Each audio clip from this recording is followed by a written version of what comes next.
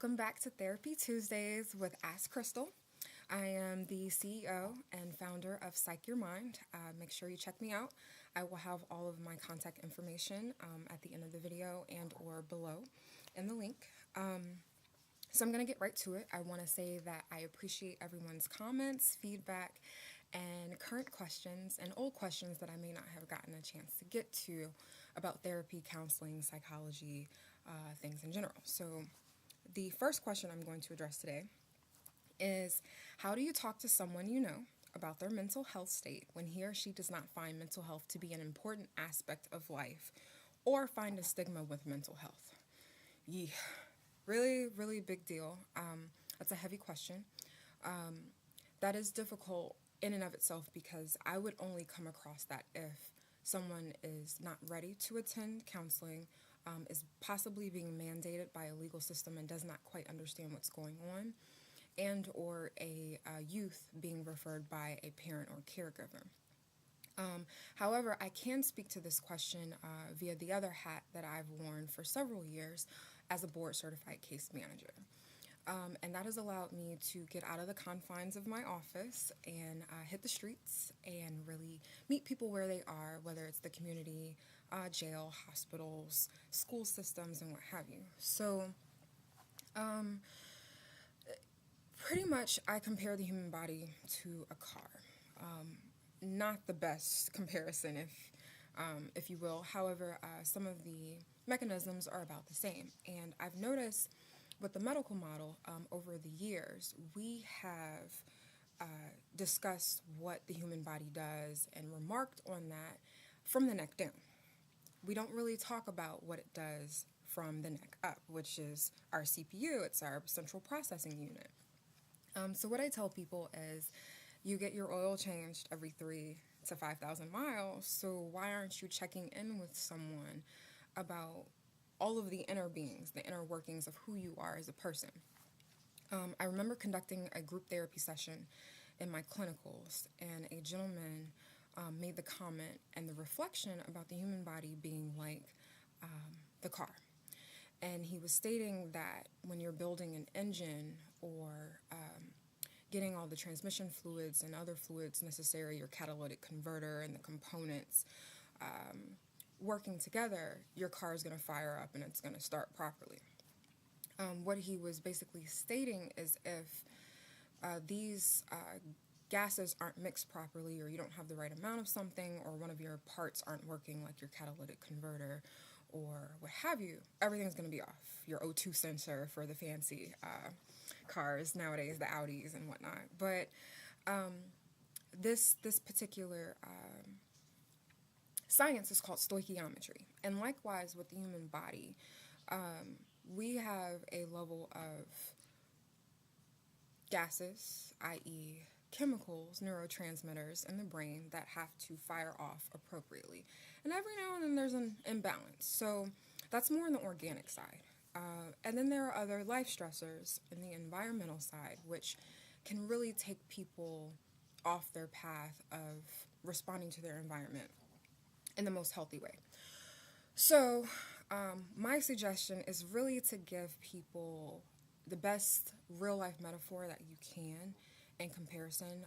I meet people where they are, their strengths, their avocations, their hobbies. So if I find out that you're a photographer, or you're a scuba diver, or you like spy movies, if I don't already have that knowledge in my repertoire, or my Mary Poppins bag is what I like to call it, which is really several 6-inch binders of worksheets, we meet you halfway, and we meet each other halfway, and I do some research, and if you say, hey, Crystal, this movie really spoke to me, and it tells me a little bit more about my life, okay, I'm going to go watch that movie.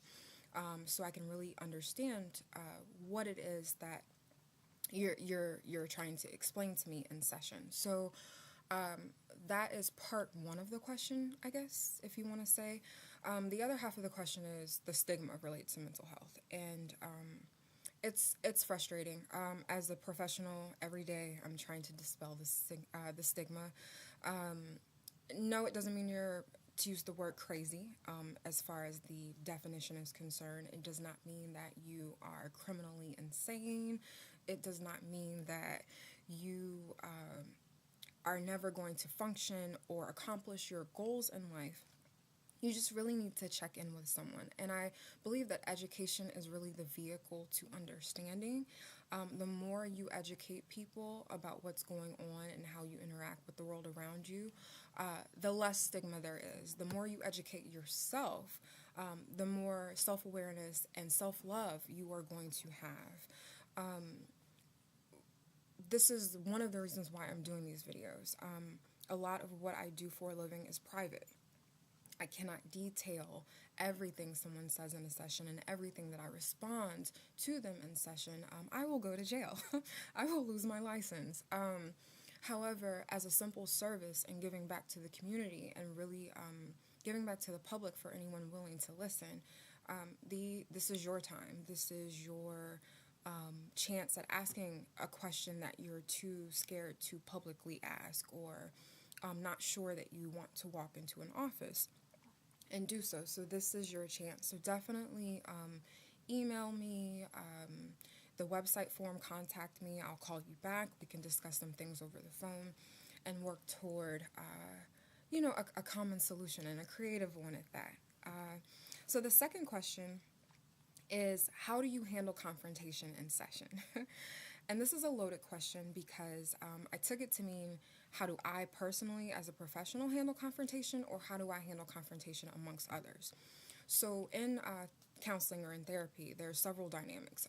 There's individual therapy, which i.e. means one person or one identified patient is the term that a lot of insurance companies or the industry uses.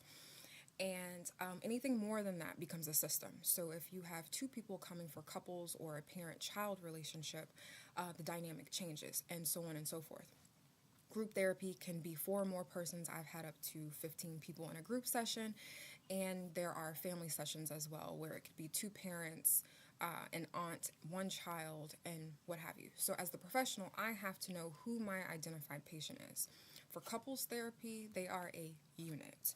So they are treated as such, as a collective. So how I handle confrontation? It depends on how it comes. Has anyone ever aggressed me in session? No. I have been called names. I've been chased down the street. I've had other things happen to me, but I've never been physically assaulted or harmed in session. We call it postural provocation, which means someone is gesturing like, oh, I'm going to do something to you. And as a clinician, you have to use your intuition as well as your training to understand if you're placing yourself in a unsafe position. As far as my handling of confrontation, one, relationship.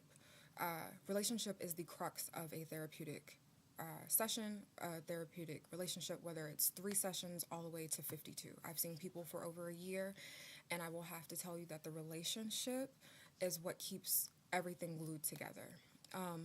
I've had clients who have become upset, who have internally and externally called me everything but a child of God. And I've had clients walk out. And I have to know as a professional, it's nothing that I've done. Yes, I may have kicked up some dust. Yes, I may have triggered something in them. But this is a great observation for me to see and to utilize and turn back to the client and say, hey, last week you walked out on me. What was going on? What were you feeling? Why couldn't you stand the last 15 minutes of session? Or if I have a couple arguing or a child arguing with their parent, typically what I do is I will model the behavior that I want reflected. So you're cursing, you're screaming at me as a child, you're throwing a tantrum or what have you, and I'm going to stay calm, I'm going to stay collected, and we're going to work through it because we have 45 to 60 minutes together, and you have to respect my space. I respect you as a person, and you have to respect my space. So to give you an example, I had a parent-child interaction a few weeks ago where after 9 months, the child pretty much said, I don't want to come here. I don't know why we come here. This is stupid. Screaming, yelling, possibly could have thrown some things, but she didn't. Mother was with her. and I was able to diffuse this child's behavior and her level of dysregulation in about 10 minutes. And I will have to tell you that I really feel it's only due to my relationship with her. If this were the first or second session and she were doing that, I'm not so sure that it would have been as easy for me to calm her down. Would she have been able to be diffused? Sure. But within a matter of 10 minutes compared to the whole session, not so much. So basically what I did was I modeled behavior, I injected myself to the mother, provided some parenting strategies, and within 10 minutes I was able to partner with the child. I was able to diffuse her emotional dysregulation and also provide some supportive feedback to she and her mother. So it takes practice, it takes time. This is a science, this is an art. I try my best to be as objective as possible, to be as creative as possible, because every client is coming from a different background, they're coming from a different experience, and it's that relationship that you have to foster, that level of trust. And that child has trusted me for the past 9 months, so what was so different than that day? And so we had to get down to the bottom of it to figure out what that is. And something that I also tell people is I only have 45 minutes with you. The other 6 days of the week, or more so 6 and 5/8 of a day, I don't know what goes on. You have to be honest with me, you have to be open with me, and sometimes those confrontations are the best picture of what I get as to how you respond to life outside of these walls, life outside of my office. And so I'm thankful for every experience that I get, whether positive and or negative or maladaptive and adjusting. But I'm very thankful for that, because as a observationist, which I tend to really lean on the behavioral side of theories, I really have to see that. Your behaviors give me feedback as to how you're operating internally. So that concludes my 2 questions for my answers to the questions for Therapy Tuesday. I hope I answered your questions to those who have asked. Keep them coming. I have quite a few more that I haven't gotten to, but I really want to keep these videos as short as I can. People don't have a lot of time these days, but thank you so much for supporting me. I really look forward to answering your questions, and feel free to reach out, and have a great rest of the week, and I'll see you next week. Bye.